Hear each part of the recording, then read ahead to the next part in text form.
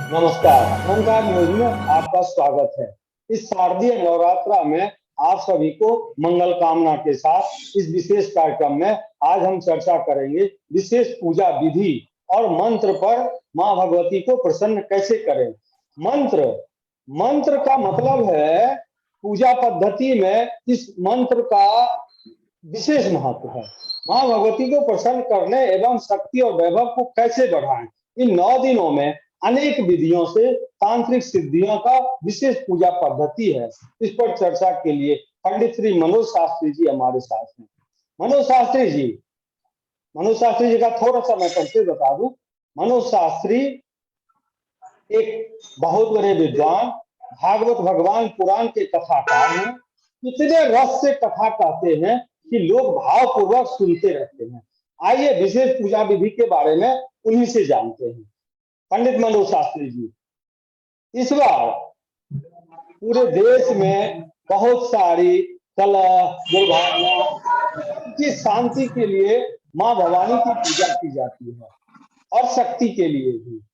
इस बार का नवरात्रा में किस तरह आप पूजा विधि बताएंगे और घट स्थापना के क्या ओंकार न्यूज में आपका स्वागत है। इस शारदीय नवरात्रा में आप सभी को मंगल कामना के साथ इस विशेष कार्यक्रम में आज हम चर्चा करेंगे विशेष पूजा विधि और मंत्र पर। माँ भगवती को प्रसन्न कैसे करें। मंत्र का मतलब है पूजा पद्धति में इस मंत्र का विशेष महत्व है। माँ भगवती को प्रसन्न करने एवं शक्ति और वैभव को कैसे बढ़ाएं। इन 9 दिनों में अनेक विधियों से तांत्रिक सिद्धियों का विशेष पूजा पद्धति है। इस पर चर्चा के लिए पंडित श्री मनोज शास्त्री जी हमारे साथ हैं। मनोज शास्त्री जी का थोड़ा सा मैं परिचय बता दूं। मनोज शास्त्री एक बहुत बड़े विद्वान, भागवत भगवान पुराण के कथाकार हैं। इतने रस से कथा कहते हैं कि लोग भावपूर्वक सुनते रहते हैं। आइए विशेष पूजा विधि के बारे में उन्हीं से जानते हैं। पंडित मनोज शास्त्री जी, इस बार पूरे देश में बहुत सारी कलह दुर्भावना की शांति के लिए माँ भवानी की पूजा की जाती है और शक्ति के लिए भी। इस बार का नवरात्रा में किस तरह आप पूजा विधि बताएंगे और घट स्थापना के क्या समय रहेंगे और प्रथम देवी को किस तरह नमन करें जिससे उसके घर में भी और संसार में भी सुख शांति रहे। जय माता दी। सबसे पहले आपका स्वागत है, ओमकार चैनल का स्वागत है। परम पिता परमेश्वर की असीम अनुकंपा से यह शुभ अवसर प्राप्त हुआ। माता रानी का नवरात्रि प्रारंभ है। तो पहले नंबर तो यह है कि इस संसार में जो प्राकृतिक उपद्रव हुए हैं, जिससे इस संसार में प्रत्येक जीव का अनेकानेक नुकसान और अनेकानेक विपत्तियां उनके ऊपर हुए हैं, तो उन सब के निवारण के लिए माता रानी की परम कृपा हुई है। आज से जो है शारदीय नवरात्रि का शुभारंभ हो रहा है। कहते हैं इस नवरात्रि के प्रारंभ में जो व्यक्ति शुद्ध भाव के साथ मन को एकाग्र करके माता रानी के श्री चरणों में विराजमान होकर के अपने मन की भाव को प्रकट करता है और जो कुछ भी माता रानी से मांगना चाहे उसे वो प्राप्त होता है, क्योंकि माँ बड़ी ही दयालु है। कहते हैं कि जो भक्त अपने शुद्ध भाव के साथ माता रानी से जो कुछ भी याचना करता है, माता रानी उन्हें अवश्य प्रदान करती है, क्योंकि माँ दयालु होती ही है, माँ कृपालु होती ही है। पुत्र कुपुत्र हो सकता है, लेकिन माता कभी कुमाता नहीं हो सकती। तो आइए हम बताएं आपको कि इस नवरात्रि में प्रथम दिवस में कलश स्थापन का बहुत बड़ा महत्व है। ये कलश कोई साधारण नहीं, ये मंगल कलश होता है। जिस गृह में इस कलश का स्थापन, जिसे घट स्थापन किया है, उस घर में शांति समृद्धि ऐश्वर्य की प्राप्ति होती है। ये पूर्ण ब्रह्मांड का स्वरूप कलश है। कहते हैं कलशस्य मुखे विष्णु कंठे रुद्र समासुता मूले तत्र स्थितो ब्रह्मा मध्य मातृगणास्मिता पूछो तू सागरा सर्वे सप्त द्वीपा वसुंधरा ऋग्वेदो यजुर्वेदो सामवेदो अथर्वणः। अर्थात पूर्ण ब्रह्मांड स्वरूप घट का स्थापन, लेकिन विशेषतर यदि शुभ मुहूर्त में किया जाए ना, तो प्रत्येक जीव की मनोकामना को माता रानी अवश्य पूर्ण करती हैं, इसमें संदेह नहीं है। तो हम आपकी जानकारी के लिए ये बताना चाहते हैं कि कल का शुभ मुहूर्त, जो कलश स्थापन का शुभ मुहूर्त जो है, प्रातः 6:11 से 7:30 तक हस्त नक्षत्र है, शुक्ल योग है, इसमें घट का स्थापना किया जाए तो बड़ा ही शुभ होगा। और यदि इस समय आपको समय न मिल पाए तो दूसरा मुहूर्त भी है, जो 9:12 से लेकर के 10:42 तक है। यह हस्त नक्षत्र में ही ब्रह्म योग में है। और इसमें भी यदि आपको समय न मिल पाए तो एक और अति शुभ मुहूर्त, जो अभिजीत मुहूर्त जिसे हम बोलते हैं, वह है 11:48 से 12:36 तक। वैसे इस बार माता का आगमन हाथी पे है, अतः घबराने की आवश्यकता नहीं है। इन तीनों मुहूर्तों में जो भी मुहूर्त आपको सुलभ हो, उसमें आप बड़े ही श्रद्धा भाव के साथ पूरब की तरफ मुख करके और ईशान्य कोण पूजा के लिए अति शुभ दिशा मानी गई है। तो उस ईशान्य कोण में सुंदर सी चौकी पे माता रानी को विराजमान करने के लिए पीले कपड़े को बांध करके उसमें माता की प्रतिमा को स्थापित कीजिए, और माता रानी की प्रतिमा के सीधे हाथ की तरफ आप एक सुंदर सा मिट्टी का वेदी बनाइए। नीचे उस पे सप्त धान्य रखने का प्रयोजन है वैसे, लेकिन ये 7 धान्य न मिले तो आप जौ को उस पे बो सकते हैं। जौ बो करके उसमें सुंदर घड़ा रख करके और उसमें गंगा जल आप वो डालें। वैसे गंगा जल डालने का मंत्र है वरुणस्योतम वनमसी वरुणस्य स्तंभसजनिष्ठो वरुणस्य सदनसी वरुणस्य ओम अपाम पते वरुणाय शासक परिवाराय आवाहयामि स्थापयामि। यदि आप इतना नहीं कर सकते तो गंगे च यमुने चैव गोदावरी सरस्वती नर्मदे सिंधु कावेरी जलेस्मिन् सन्निधि कुरु कहते हुए आप गंगा जल उसमें डालें। उसके बाद जो है आप सुपारी डालें, उसके बाद उसमें गंध चंदन डालें। तदुपरांत सप्त मृतिका का एक विधान होता है, सप्त मृतिका उसमें डाल दीजिए, सर्वौषधि उसमें डाल दीजिए और कुछ द्रव्य दक्षिणा, उसका मंत्र भी है। इन सबको डालने का मंत्र है, लेकिन आप मंत्र नहीं कर पाए तो भी कोई बात नहीं। भावेद विद्यते देवा, परमात्मा और जगत जननी मैया तो हमारे भाव को ही देखती है ना, क्योंकि माँ तो कहती है भाव का भूखा है, भाव ही एक सार है, और भाव से जो मुझको भजता उसका बेड़ा पार है। यदि हम मैं मंत्र न एक बोल चीज पाए आपसे आग्रह करूंगा कि इसमें मंत्र जी का हर जगह पूरे विधि विधान से मंत्र की बहुत विशेष व्यवस्था रही है, और विद्वानों ने इस जी पर बड़ी बड़ी चर्चा की है। जी मंत्र का मतलब होता है मननात् त्रायते, जी यह सह मंत्र, यानी जी जी बिल्कुल भाव से एकाग्रचित्त होकर और शांत भाव से श्रद्धा से जी अगर मंत्र का जी जाप करे जी तो यही मंत्र है, और उस मंत्र के प्रभाव से लोग जन्म मृत्यु का भय से मुक्त हो जाता है। आप जरा जी इस पर विशेष प्रकाश डालें। इस मंत्र के महत्व से दुर्गा सप्तती का मंत्र अगर कवच कील भी लोग पढ़ ले तो कहा जाता है कि वो जी भय से मुक्त हो जाती जी ये तो है। ईश्वराधीनम जगत सर्वम मंत्राधीनम ईश्वरः। ये सारा संसार भगवान के अधीन है, लेकिन वो भगवान भी, वो मैया रानी भी मंत्र के अधीन है। यदि शुद्ध भाव के साथ मंत्र का उच्चारण किया जाए और उसका जप किया जाए तो माता रानी अति प्रसन्न होती हैं। कहते हैं कि माता रानी को प्रसन्न करने का सबसे अच्छा मंत्र नवारण मंत्र है, जिसको हम कहते हैं ओम ऐं ह्रीं क्लीं चामुंडाय विच्चय। इस मंत्र को यदि हम प्रत्येक दिवस, नवरात्रि के प्रत्येक दिवस संभवतः यदि 51 माला का जप करें या 108 माला जप करें तो ये बहुत ही अच्छा है। और न भी कर पाए तो 3 माला का जप तो अवश्य ही करना चाहिए। इस मंत्र से माँ बड़ी प्रभावित होती है और भक्तों के मन की कामना को अवश्य पूर्ण करती है। वैसे तो दुर्गा सप्तशती में जो है ना, मंत्र ही मंत्र है, इनके एक एक शब्द जो है मंत्र में ही परिवर्तित है। यदि कील, कवच, अर्गला का पाठ किया जाए तो उसके जीवन में कभी कोई कष्ट आ ही नहीं सकता। कवच का मतलब क्या होता है? ये बाहरी आपत्तियों से बचने का आवरण, अर्थात संसार में चाहे जितनी भी आपत्ति आ जाए, यदि हम माँ का कवच मंत्र का जप करते रहे ना तो हमारे ऊपर उन विपत्तियों का कोई प्रभाव नहीं पड़ता। माता रानी हमारी रक्षा करती है। तो इस तरीके अब से हम कील विशेष है, कवच तिथि पे है, चलते हैं, अर्गला विशेष है। पूजा पे।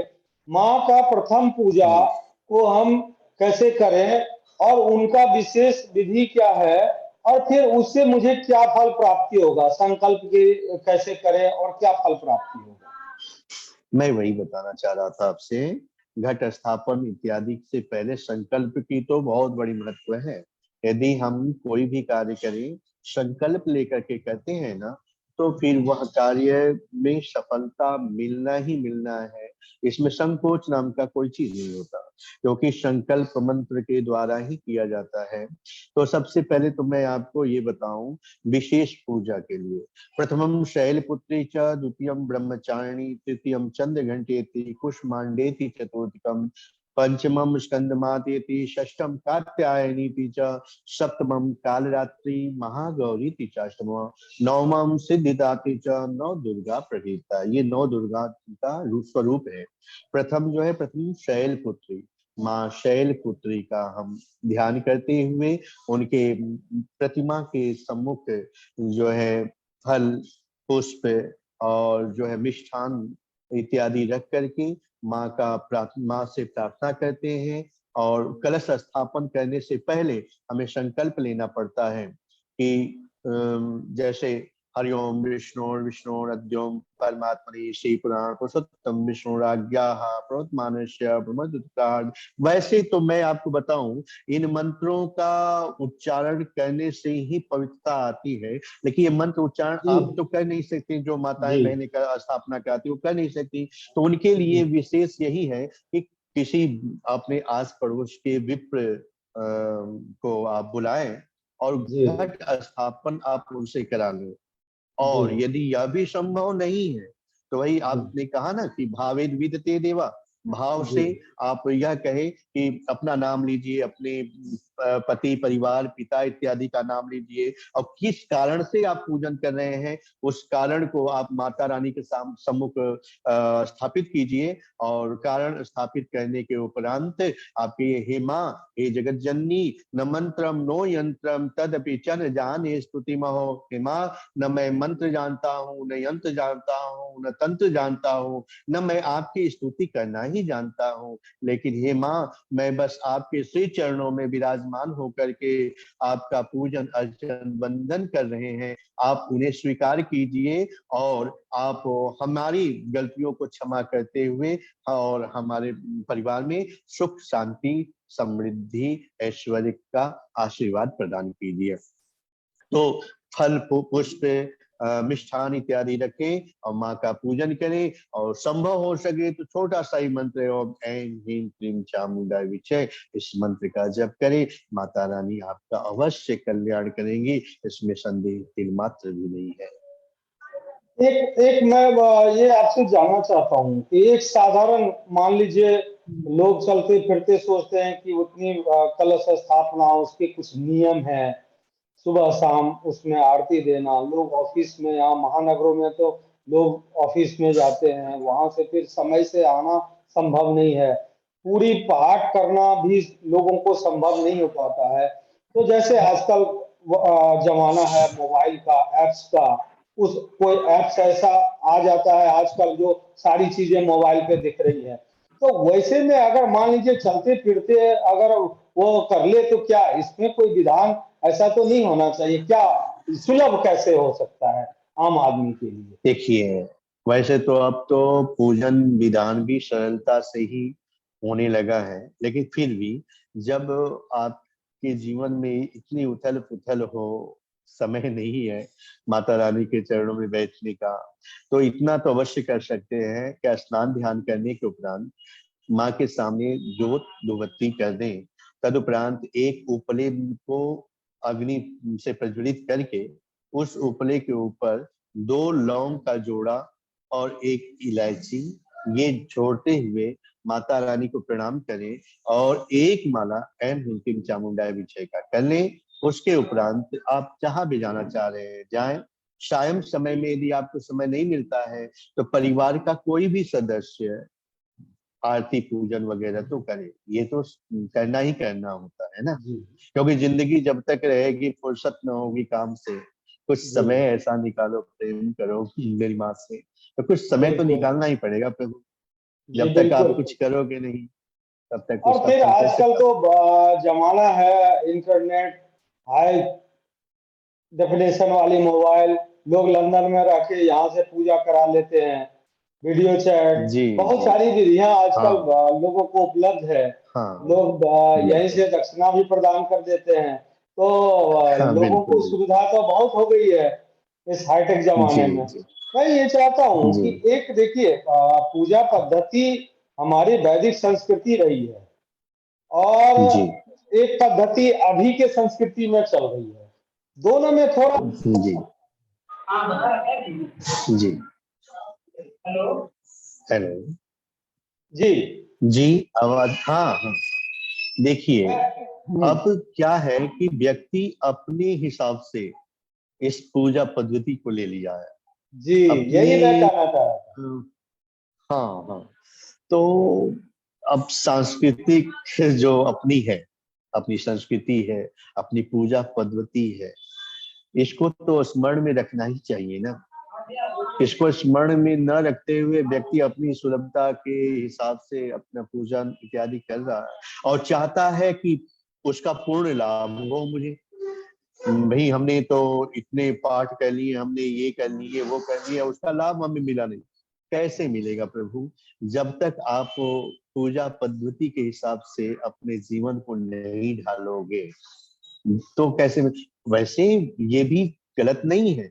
चलो, जैसे भी आप भगवान का नाम तो ले रहे हो ना, कम से कम भाव इधर को उधर भाव की वाला बातों को। कालस ही, जैसे भी मान लीजिए नाम ले हाँ। रहे हैं। पर एक नाम चीज ये जपत भी है ना मंगल देसी न महाराज, सही।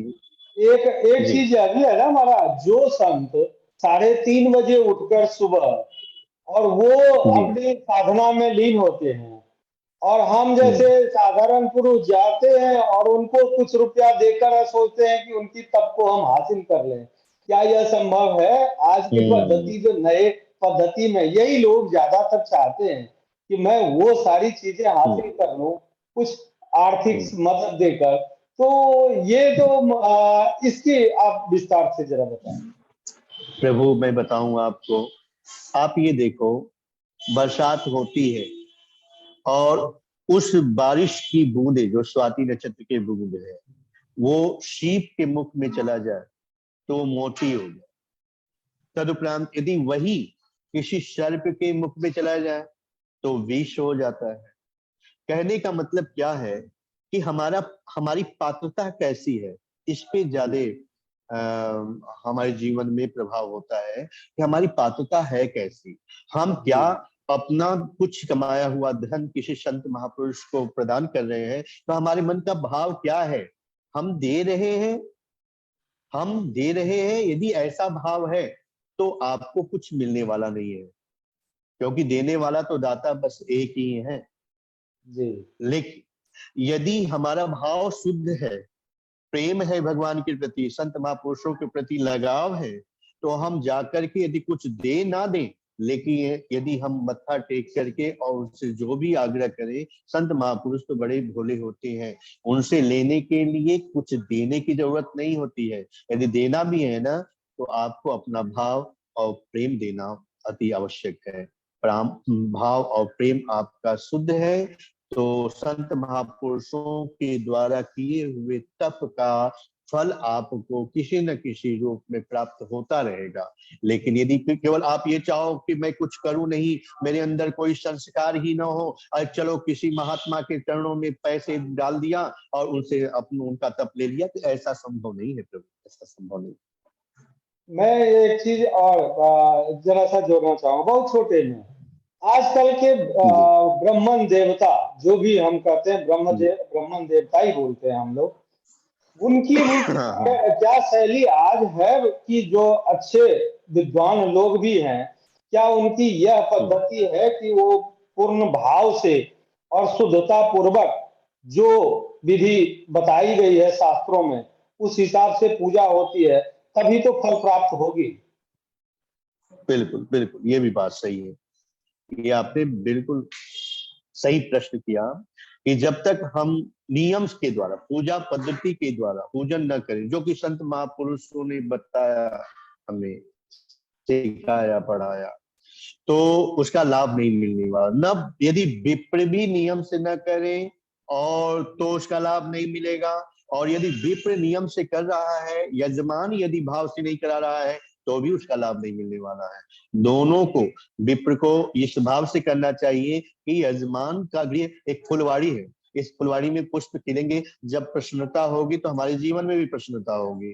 तो विप्र को यह समझ करके अपने श्री कर्म कांड को करना चाहिए कि हम जो भी करें ईमानदारी के साथ करें।